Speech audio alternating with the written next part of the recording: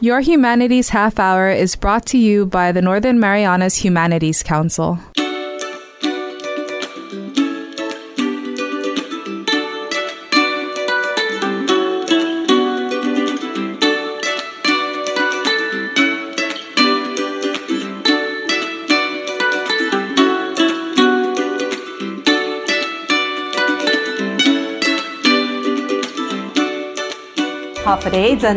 Welcome to Your Humanities Half Hour. I'm Catherine Perry, and today we're speaking with the first of the 2020 Governor's Humanities Awardees, and it's my pleasure to introduce Ambrose Bennett. He is awarded this year for Lifetime Achievement in the Humanities. Ambrose, welcome to the show. Happy day, and thank you for inviting me. It's a pleasure and honor, and actually I feel it's my duty. Well, we're excited to chat a little bit about your life in the humanities. You actually moved here to the Marianas in 1992. Tell us a little bit about yourself for those that don't know you. Okay, well, actually I was working in Guam. I moved here following my wife who got homesick. And we came to Guam, and I was recruited as a teacher to teach here, and my wife actually had property here, so we decided to move here, and we ended up building our home, and we only paid $35 more for our house note than we were paying rent in Guam, so it really worked out. Wow, that was a good deal. What led you to the profession of teaching in the first place? Well, teaching has been, I guess, with me. I actually got introduced to teaching by my sister, who was a principal in Chicago, and I found out at an early age that teachers got paid over the summer, and I just thought that was awesome. And I'm sure many people do. Yeah, but I actually thought that was awesome, to know that you would be off work for 3 months and got paid. But later on, I learned that with the stress of teaching, you actually need those 3 months to recuperate, or you'll burn out. But it was in my heart. I used to play teacher, like some kids play doctor and nurse and stuff. I played teacher and principal and stuff like that. So it was in me ever since. I taught in the U.S. also at the junior high level. Okay. And when I came out here, I was working for a company from Hong Kong as a general manager. And when Usto Kitagawa came to Guam recruiting, that's when everything changed, and I went back into teaching. So this was in the early 1990s. What was your experience back then working in the CNMI public school system? Well, it was great. I also taught in Guam too. Mm-hmm. I taught at a high school in Guam, and I was the track coach in Guam at George Washington. But when I got to the CNMI, it was very challenging to some extent, because you actually have to learn how to teach here. It takes you a year to really get orientated to teaching here.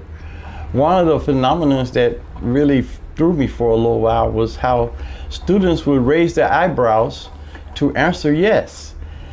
And for me, it was disrespect. And, and I was like, why aren't you talking to me? And I learned later on that that's just how it is. And even now, sometimes I may raise my eyebrows rather than say something.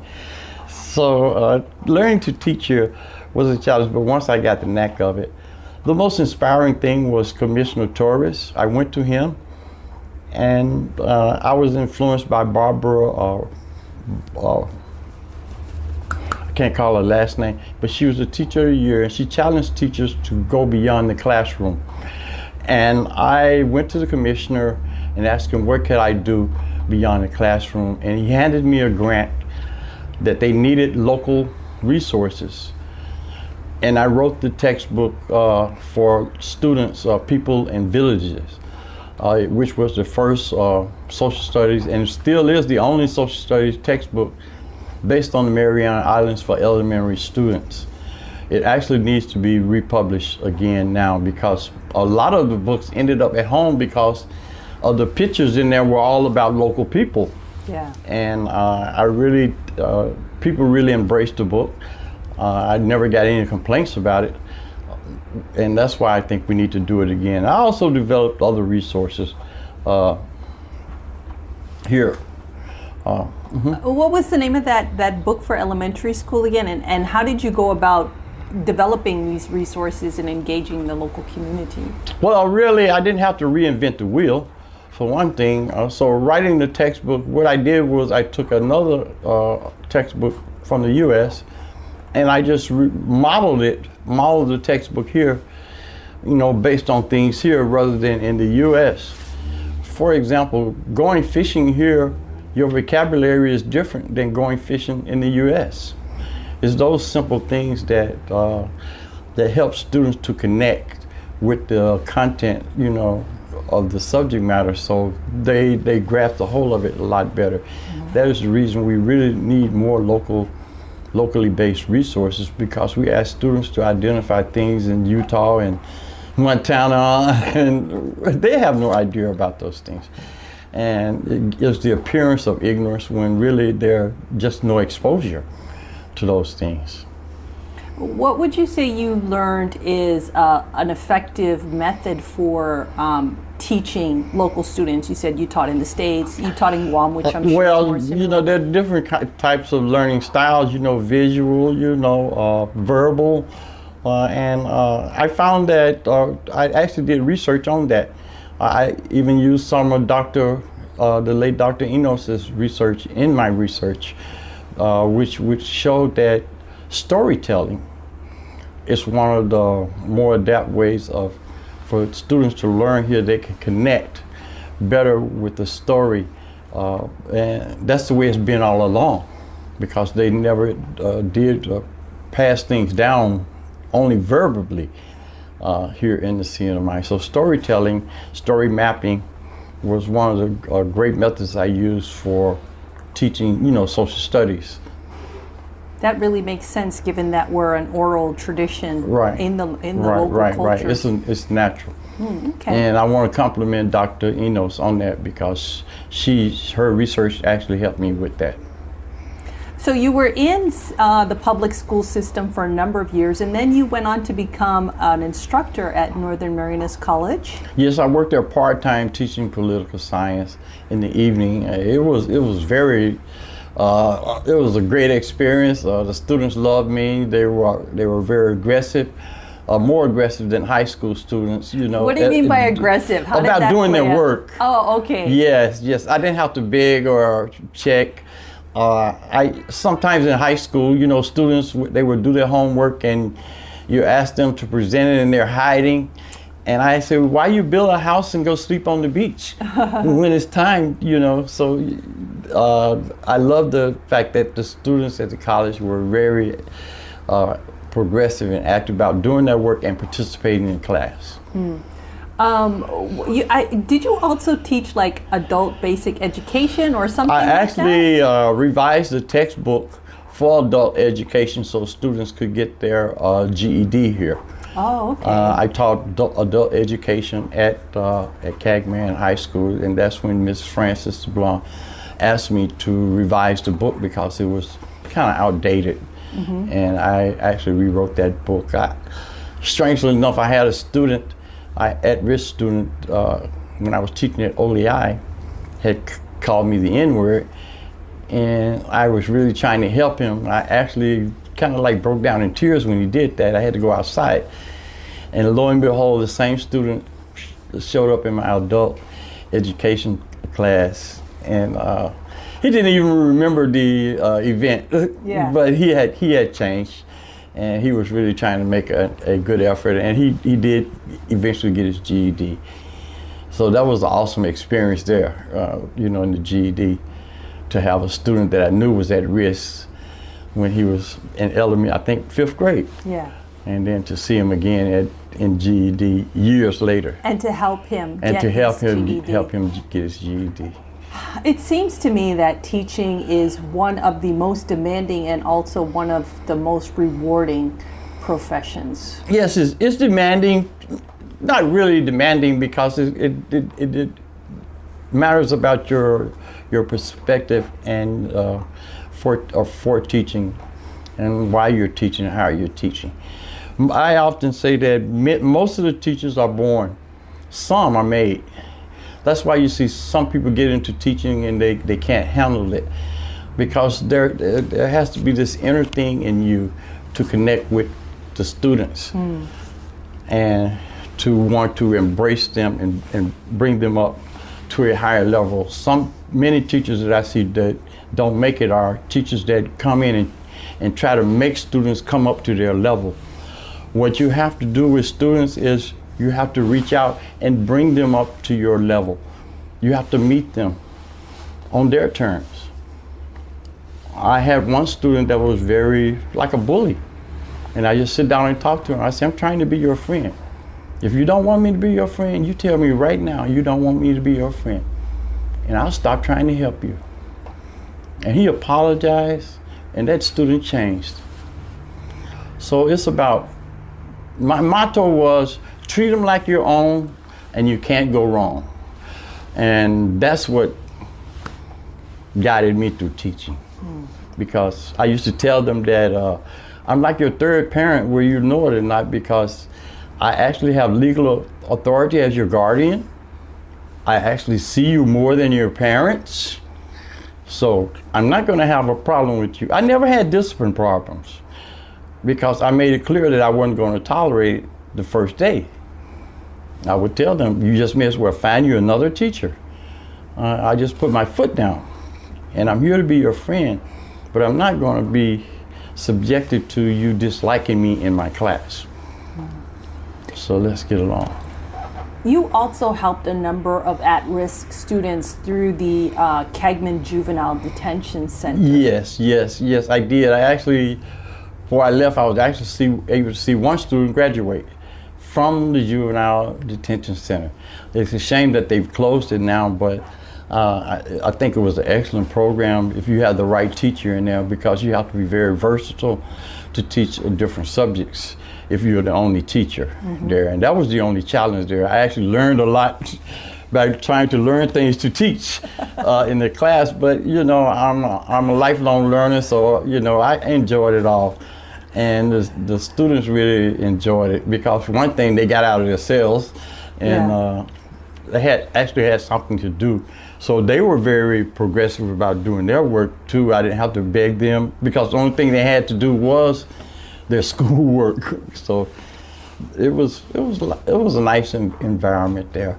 I also, when I was there, I wrote the at-risk program for PSS. That probably, I think, is the model for the at-risk school now over here at MHS.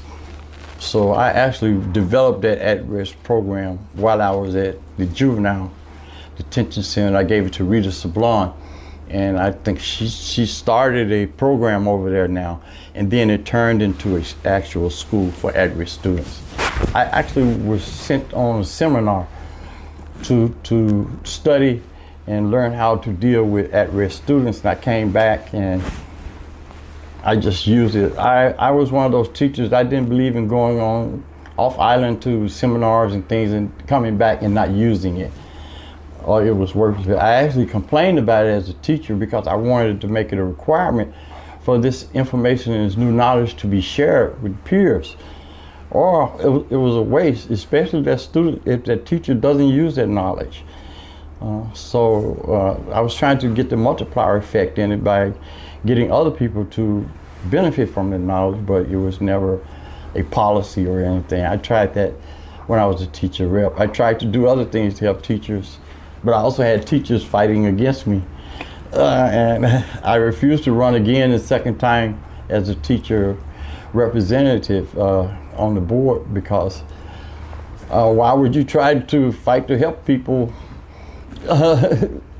Well, we're going to actually talk a little bit more about that, okay. The teacher representative committee. Coming up in the second half of our show, we're chatting with Ambrose Bennett. He's the 2020 Governor's Humanities Awardee for Lifetime Achievement in the Humanities. And we'll be back with more after this break. Did you know that you can donate up to $5,000 to the Humanities Council through the CNMI Education Tax Credit Program?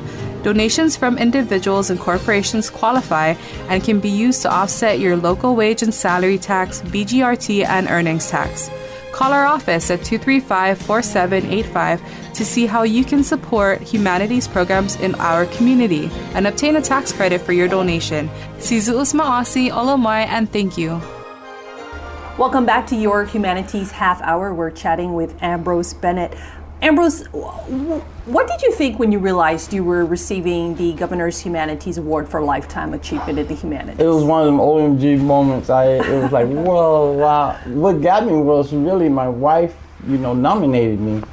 And I was like, wow, that's something. And then I was like, maybe I can actually win. And then I won it because it is a competition. I was like, wow. And what makes me so glad about this award and so proud about it is that it was an award for trying to help the people in the community. It wasn't about a personal achievement for me, something I accomplished. Mm-hmm. And I really humbled by that, because that has been my objective anyway, is to make a difference in the CNMI to help the people. And it says here in the booklet at the award ceremony that your personal creed is to do better for God, to do better for his family, and to do better for his community. Right. So I think this award kind of speaks to that. Yes, this award really seems like it was coming full circle, because, I've been at this since the 1960s when I marched with Dr. King. I have known that this nation has pledged to do certain things that they're not living up to. And many places, they're still not living up to it. Equality is not something you can just say, oh, equality. Somebody's got to pay the cost. Just like our military people are paying the cost for freedom. We can't get equality without paying the cost. It means sharing. And some people don't want to share. I was given a lot of flack about the Article 12 that I believe is flawed on the age, not on the age, but on the blood requirement. It's going to run out. And for the longest, I've been saying that we should have followed the same model that the Native Americans followed on the mainland, because the Chamorros and Carolinians are Native Americans. But we tried to reinvent a wheel here, and the wheel is square. That's why we have a problem with teachers from the mainland and other people from the mainland, our workforce. It would totally change the dynamics of our workforce if Americans could just have a house lot. It doesn't mean that just because you say that the local people can sell that land, that doesn't mean they're going to sell. The local people don't even have the right to sell. That's free enterprise. Local people are being denied a right too. You mentioned that you were a part of the civil rights movement and you marched with Martin Luther King. Yes.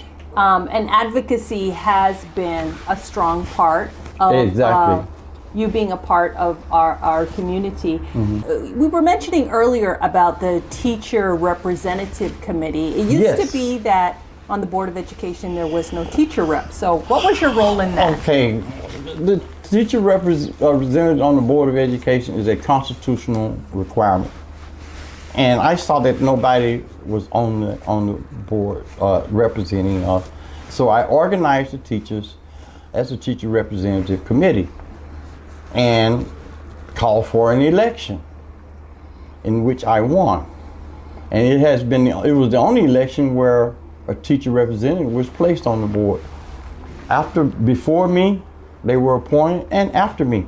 Why they don't? The reason is teachers are supposed to be organized, and they're supposed to be organized for collective bargaining. The collective bargaining is the check and balance on the Board of Education for the community and for teachers. But teachers don't exercise that right. So there's no check and balance on the Board of Education. The only check and balance on the Board of Education is when we vote for them to get elected. So there's politics everywhere.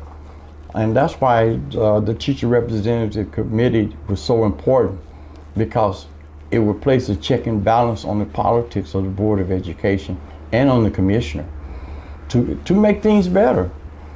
So it's all about power and politics, and people in the community need to understand that and really get more active in our school system, because parent participation in our public school system is horrible. Too many parents think teachers, they just bring them to school and expect us to do everything. I can tell who has been home trained, has home training, and who hasn't. I can tell it 5 minutes after they're in the class almost. And we need more parent participation. The only difference between the private school and public school really is parent participation, because these parents are paying now. They follow up on everything they're supposed to follow up on and do everything they're supposed to do. You don't have to ask them to come and get their report cards. Public school, when teachers pass out report cards, maybe 5 of the 8 students' parents come, and you sit there 2 hours or 3 hours, and that's all you see. You don't see the at-risk parents. I was trying to get the school system to be more tough on parents, because contributing to the delinquency of a minor is a serious offense. And making sure your child succeeds in school is an obligation that parents need to take more seriously, as far as their share of, and it's not really about hard work, it's about talking to their kids and training them and disciplining them so they don't have to be disciplined. I used to talk about that with my students. If you're well disciplined, I don't have to discipline you. Man your manners, as we used to say, old people used to tell us when we were growing up. Boy, you better man your manners. And that's what it really was, all about. Because if you do that and humble yourself, you will learn. You are also a James Madison Fellow and a Fulbright Hayes Fellow. Can you, for those of us that aren't familiar, what are these fellowships? They are national awards. The James Madison Fellowship Program is under the U.S. Congress. And I had to do many courses in American political science. I actually also spent a month in D.C. where we visited George Washington's home, Jefferson's home. We did the whole thing, Supreme Courts and you name it. It changed me, because one of the things that I had a misconception about slavery. I really did. And I didn't understand that slavery was actually an institution. It was a way of life. People say, George Washington, they had slaves. Well, yes, they had slaves. But those slaves on George Washington's plantation, he knew that they would live out a much better life than ending up down there in the South. And in fact, he actually freed all his slaves when he died. But back to the issue of slavery, it was an institution throughout the world, so it was accepted. We just happened to be black, because there were white slaves, all people of all different, but in America they had been using indentured servants, and they were running away, and they were white, and they couldn't tell how they're going to track an indentured servant back then. So they came up with the great idea of only getting black slaves. So that's how we became the choice for slavery in America that breeded racism, because racism actually is the teaching of how to accept slavery and view it as being right. It's been a progression ever since slavery to keep African Americans oppressed. So we're just continuing to break those barriers, you know, the death of George Floyd pushed the whole world a step further. So changing the world is slow and changing society is slow because it happens one person at a time. And that is why it is continuing. And I remember Barack Obama saying the same thing about American society. Things are happening, we're changing. It's just a slow process. So what is on the horizon for you in the humanities? I want to give you an opportunity for anything else that maybe I haven't asked about. Strangely enough, I just emailed Mr. Pangilinan today about 2 national grants that I want to pursue. I want to pursue because I've developed, like I said, many resources. Insular America, the Pacific Rim, history stories. One of the stories is about the first Chamorro that all people need to read here because they need to understand how their culture developed here. The economics of Micronesia. Our students have the lowest scores in economics. You ask them what is economics, they don't even know the meaning of the word because we don't teach economics in school. And along with the Mexico resource that compares the Marianas with Mexico, a lot of people don't understand what's Mexican here, what's Chamorro, what's Filipino. For example, I give you one thing, the name Guerrero. If you're just Guerrero, you have Mexican ancestry. If you're De Guerrero, you have Spanish ancestry. If you're Leon Guerrero, you have Filipino ancestry. Really? Yes. Yeah. So that's why you see so much Leon Guerrero in Guam. Yeah. It's Filipino ancestry. When I met my wife, I had to go find an encyclopedia to find out where she was from. Yeah, so yeah. Insular America is about all of the insular islands that are a part of the American family, which includes, you know, Guam, Yeah. the CNMI. And I also want to do the film festival that I did here on the mainland once COVID is over. The film festival is about the origins and evolution of racism. And it talks about how slavery evolved into a form of racism that is still existing today, which is what I was speaking about earlier. We went from slavery and the whip to the rope being hung and stuff like that. Now we're into the dope and crime era and locking us up. I want to thank you. I want to thank Humanities, especially for this awesome award. It actually gives me inspiration to continue. I want to thank my wife for actually thinking about nominating me because I didn't think about it. I didn't even know how the nomination process went, but I did learn that many spouses do nominate their spouse. So it wasn't an apparition or anything.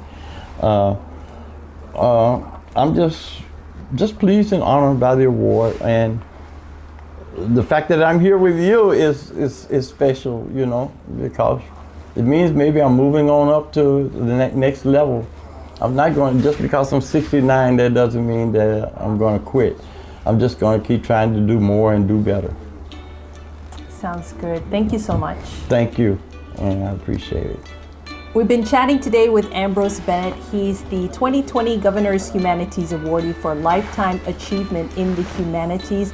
We'd love to hear your thoughts on today's show. You can contact us at 670-HUMANITIES. And if you'd like to hear more of the show, please watch our YouTube channel for the Northern Marianas Humanities Council. I should say listen, because it's a radio show. Yeah. This has been your Humanities Half Hour. I'm Catherine Perry. This program was supported by a We the People grant awarded to the Northern Marianas Humanities Council from the National Endowment for the Humanities. Any views, findings, conclusions, or recommendations expressed in this program are those of the participants and do not necessarily represent those of the National Endowment for the Humanities or the Northern Marianas Humanities Council.